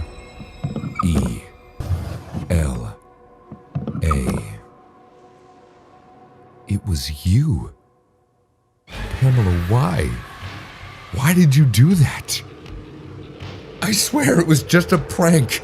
I didn't know she was gonna kill herself. You have to move the glass to goodbye. You have to end this. Suddenly, a spine-chilling scream took place in the darkness outside my room. And I kid you not, a pair of red eyes surfaced from it. Just eyes. Wide, still, eyelidless eyes. I've never seen anything so scary in my entire life. Corey fainted on the floor before she could speak a word. and Pamela started pleading. Please, Amy, please, I didn't mean to. Forgive me, please. I have come to take you with me. A black, shadowy figure started walking towards Pamela while she screamed for her life. At that moment, something hit my senses, and I grabbed the glass on the board, saying, I'm sorry, but goodbye, Amy. The air in the room got sucked in by some invisible hole, and then suddenly, the lights turned on. That was the last time all three of us hung out together. Pamela stopped coming out of her house for a month, and now she moved to New Orleans. Corey is still going to therapy, and I try my best to forget that night like a bad dream. Still, whenever I find myself in a dark room, I can still hear Amy's voice calling out to Pamela. I have come to take you with me. No! Woo, girl! I mean, don't mess with the Ouija boards, okay? I'm telling you. If your friends are like, oh, you want to be cool? Yeah, let's play with this Ouija board. No, don't do it. Go home. Get out of there. Because the demons are out there and they're going to try to trick you and they're going to throw you across the room and they're going to like appear at your window and everything and they're going to start talking in a creepy deep voice. Not today. But yeah, let's go ahead and check out another one. This happened when I was 7 years old. I was a very timid girl back then, and the events that transpired that day have stuck with me ever since. I was staying over at a friend's house one Saturday afternoon, and we were both sitting on the couch watching cartoons. For the sake of this story, we'll call my friend Kate. Kate was 2 years older than me and could be best described as a tomboy. She was tough and didn't hesitate to beat up any boy at school for saying mean things behind her back.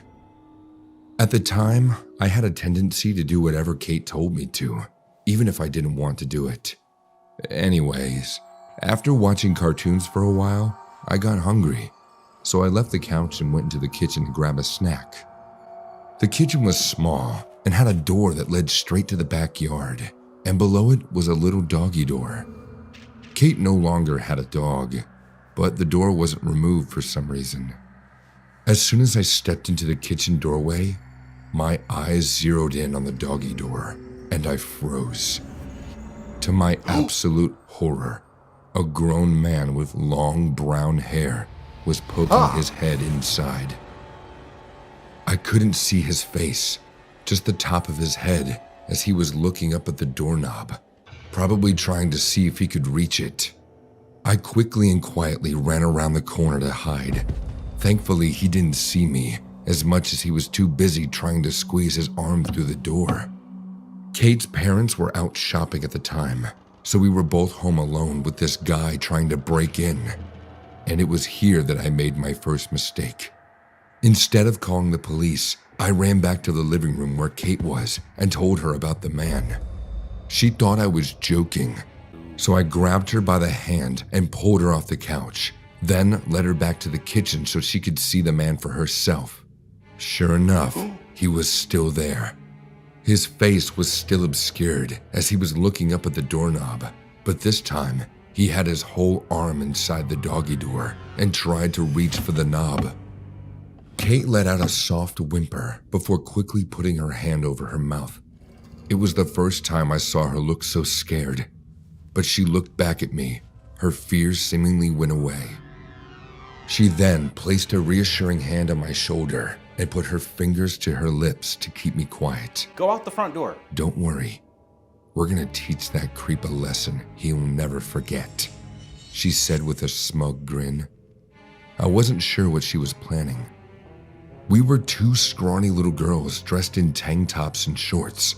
Not exactly the picture of intimidation, but like an idiot, I agreed to go along with whatever she was up to. Okay, I said. Great, we're gonna have to sneak up on this guy, so do what I do and follow me. Hit him with the bat. Quiet, she said before walking into the kitchen with me close behind. Even though we tried our best to be stealthy, our feet squeaked loudly across the floor with every step we took. Kate's mom must have cleaned the floor recently, and since Kate and I were both barefoot, the squeaking was twice as loud. We stopped and looked at each other nervously for a moment, thinking we were done for. But fortunately, the man's constant fumbling with the locked door blocked any of the squeaks we made. So by sheer dumb luck, he wasn't alerted of our presence, even though our footsteps were as loud as an incoming freight train.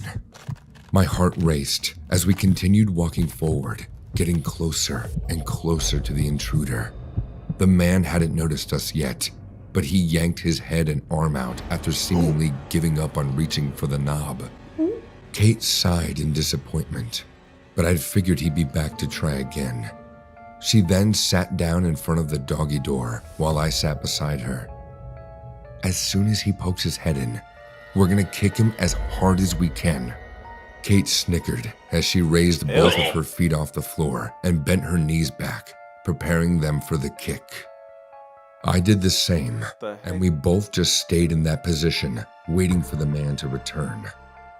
No more than 20 seconds passed before the doggy door flapped open again, and the man popped his head in, this time giving us a good look at his face.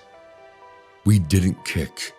We just sat there, frozen, eyes wide with fear as we tried to comprehend what we were looking at. His face, my God, his face looked like it had all of its skin ripped off, leaving only exposed muscle. The top of his head looked normal enough with the brown hair, but his face was gone. This is not a face we were expecting to see. Looking back, I'm not sure if his skin was actually gone, or if he just had a detailed tattoo, which my 7-year-old brain believed to be real. And if it was a tattoo, then damn, it was a good one. The exposed muscles and sinews around his cheekbones looked so lifelike that it left both me and my friend petrified.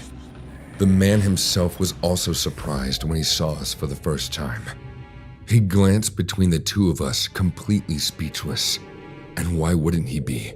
He wasn't expecting to find 2 little girls waiting for him on the other side of the door. Y'all giving birth? Ready to strike, mere inches from his face. The entire situation was so surreal. After a minute of awkward silence, as we just looked at each other, the man finally smiled at us. And when he did, my friend and I began to quake in fear. As if this guy couldn't get any weirder, his mouth was full of razor-sharp teeth, almost as if he were a monster straight out of a horror movie. Then, without warning, he lunged his head forward, mouth wide open like he was ready to bite. Kate and I screamed as we fell back on our backs, yanking our feet away from the man's teeth as they snapped shut. He missed us by mere centimeters, and we weren't about to stick around so he could try again. I quickly scrambled to my feet and bolted out the kitchen. Kate, however, took a little longer to get up, and the man was able to grab her ankle, making her fall to the floor. Looking over my shoulder, I could see Kate screaming as she was being dragged towards the man, who once again had his mouth open, ready to take a bite. Kate started kicking the man's face with her other foot, making him let go for a moment, only to grab her other foot. I raced back into the kitchen, grabbed a few apples that had been sitting on a nearby table, and started throwing them at the man. The man groaned in annoyance as he let my friend go and scrambled out of the doggy door. We could hear his frantic footsteps fading away as he finally left the house. I guess he didn't think breaking in was worth getting pelted by apples. We never told Kate's parents about what happened. I mean, what would we even tell them? A man with no skin on his face and a mouthful of sharp teeth tried to break in and nearly bit off our toes. Her parents would think we were crazy. I don't know if that guy was ever caught, but I hope he never tries this with anyone else. I'll probably never forget that face for as long as I live.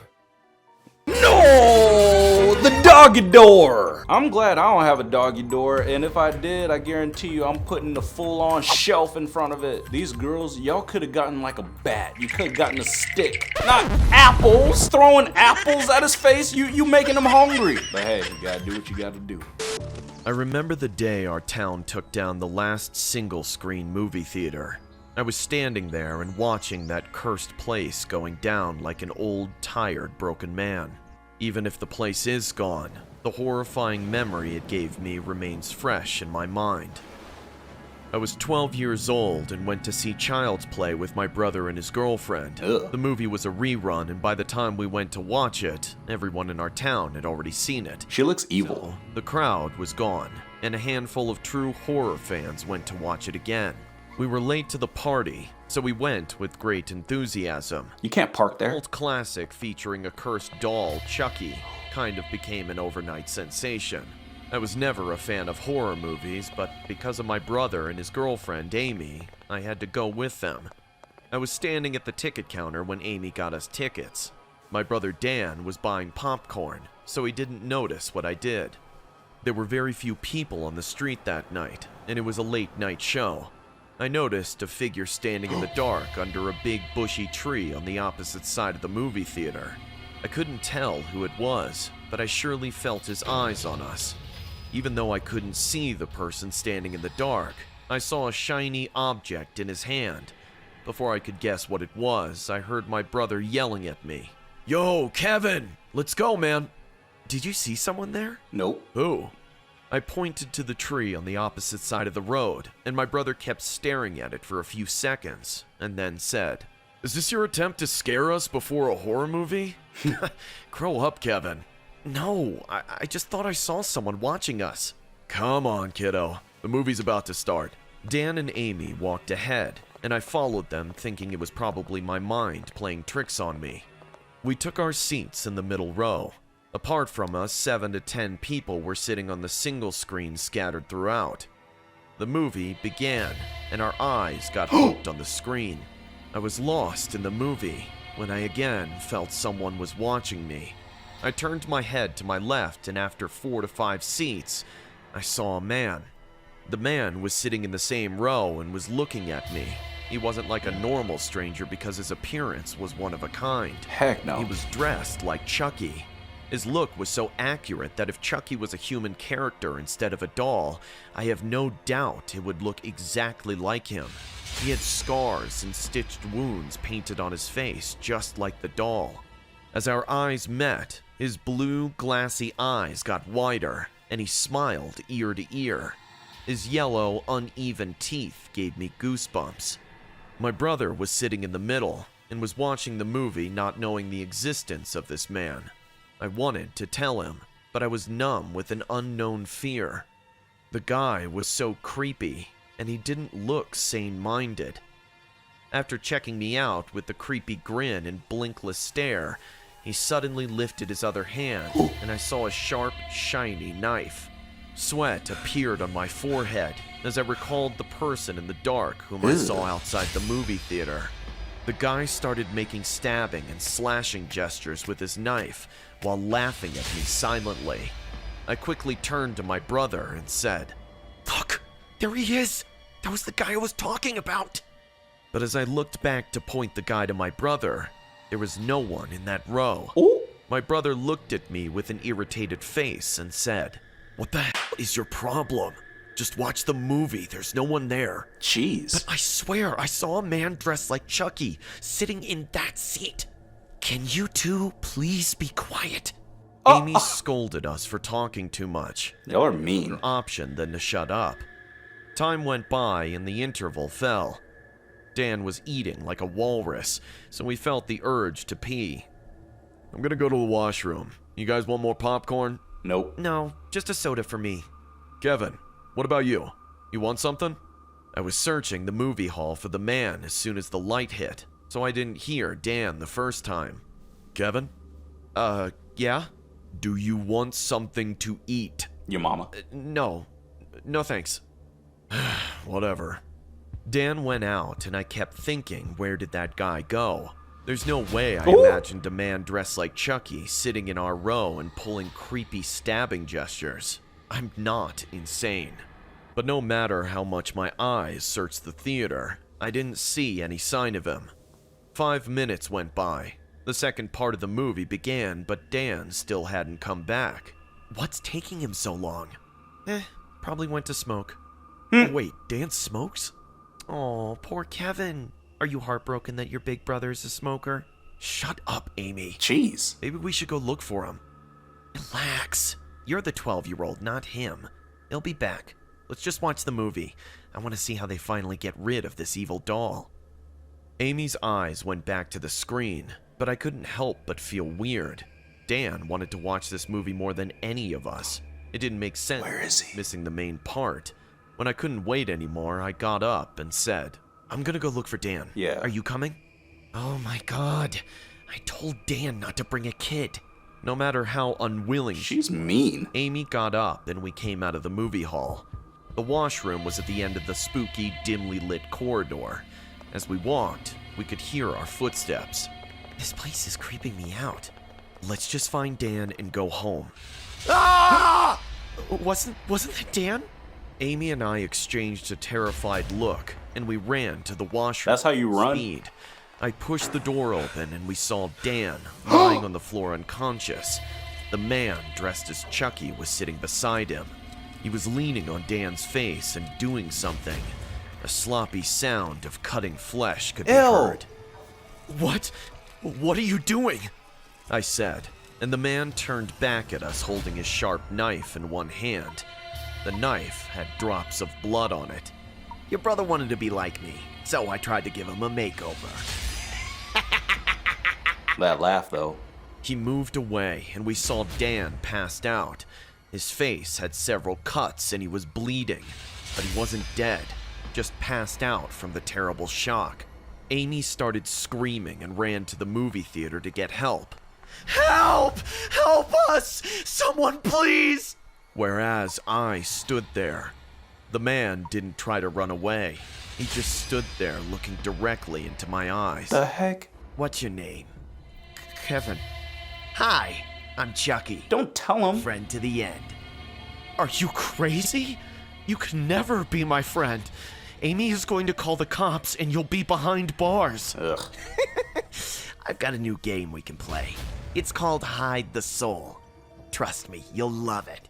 He gave a big smile and I heard footsteps rushing towards the washroom. 4 to 5 people There you came go. for help, and they saw the man standing at some distance holding a knife. They jumped on him and grabbed him tightly. He didn't protest or try to break himself free. Get the knife! The cops came and arrested him for hurting my brother. Dan was taken to the hospital, and Amy accompanied him. I was standing with the cops waiting for my dad to pick me up.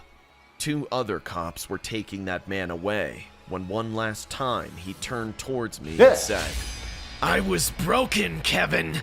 I couldn't make you smile, but I'm better now. I know how to make you happy now. Maybe you don't want to be happy. Maybe you're broken too. The cops took him away, and I just stood there terrified and cursed for my entire life. Jeez. I just hope I never meet that man again. It's like an ex-girlfriend. No! Dang, Chucky! I ain't never going to the movies again. Jeez. I swear, but if I do go to the movies and I see somebody dressed like Chucky, I guarantee I'm looking for the exit. I'm getting up on out of there. I'm gonna throw popcorn in his face and then I'm running. Hit him with some Dr. Pepper. But let's go ahead and check out another one. It all started when we got our 4-year-old son a Chucky doll for his birthday. We were coming home from my parents' house when I saw a house on the left putting up a yard sale. My husband and I got down with Joshua just to check it out. I had a knack for old furniture and home decors. We started looking at the tables and boxes full of clothes, toys, kitchen appliances, and so many more things once used by some other family. I was checking out this beautiful blue gown when I heard my son, Joshua, yell in excitement, "Mommy, Mommy, it's that doll from the movie." I followed his eyes and saw an old Chucky doll from the movie Child's Play was put up on the table for sale. The doll's orange hair appeared stringy and pointy due to the dirt that was filled in them. It had a worn-out face and very bright blue eyes, too bright and shiny to pair with the dirty doll. My husband asked Joshua, "Do you want it?" "Yes, Daddy, please." No. Okay. Is that Elon Musk? Seeing my husband taking out his wallet to buy that doll, I asked him whether it would be right to buy such a creepy, worn-out doll, which was based on a horror movie. He laughed and said, "Don't worry, this Chucky is not going to be coming alive." We brought the doll home. All of y'all Josh look was creepy. really excited. All he wanted to do was play with the doll the entire day. But before I let him play with the doll, I made sure that I washed it.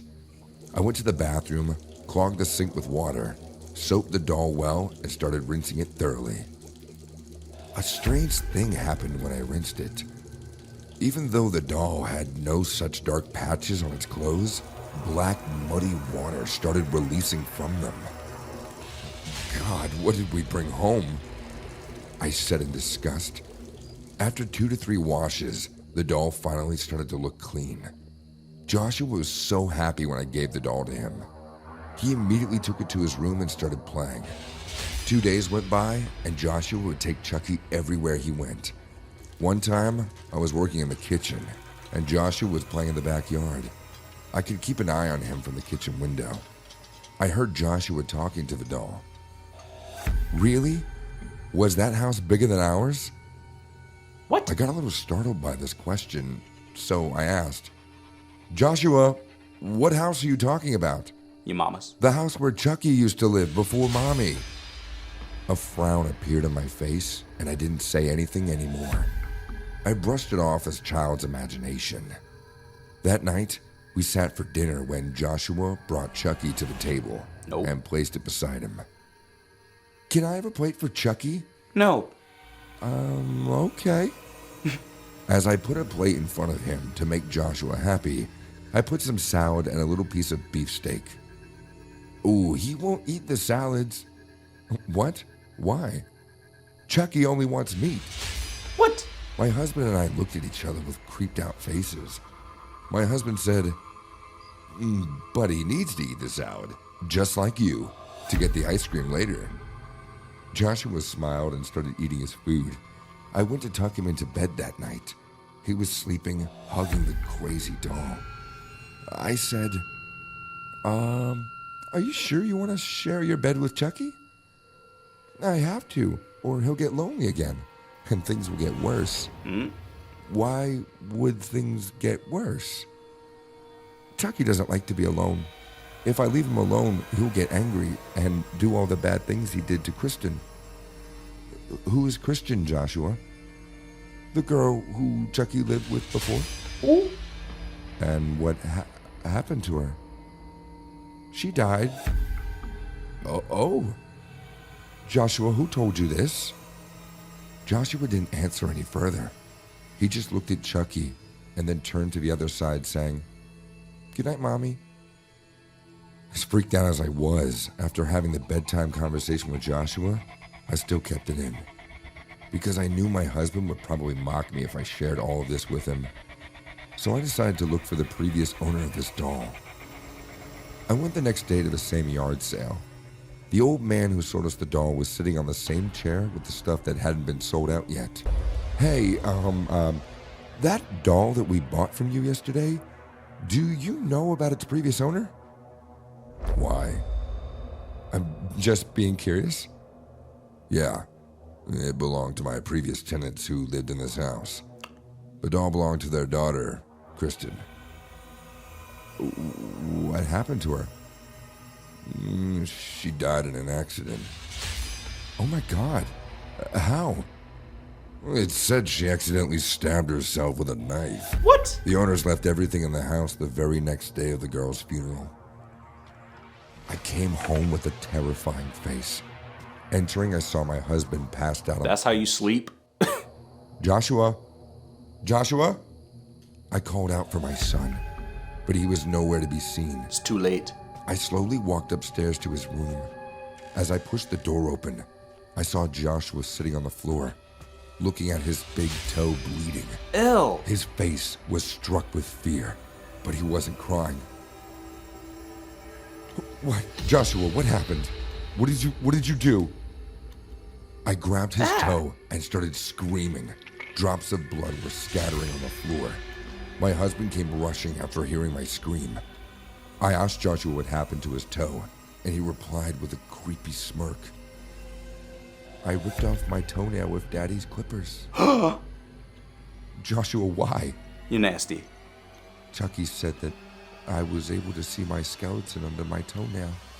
I looked at my husband, and we were both shocked to hear the words coming out of the mouth of our 4-year-old.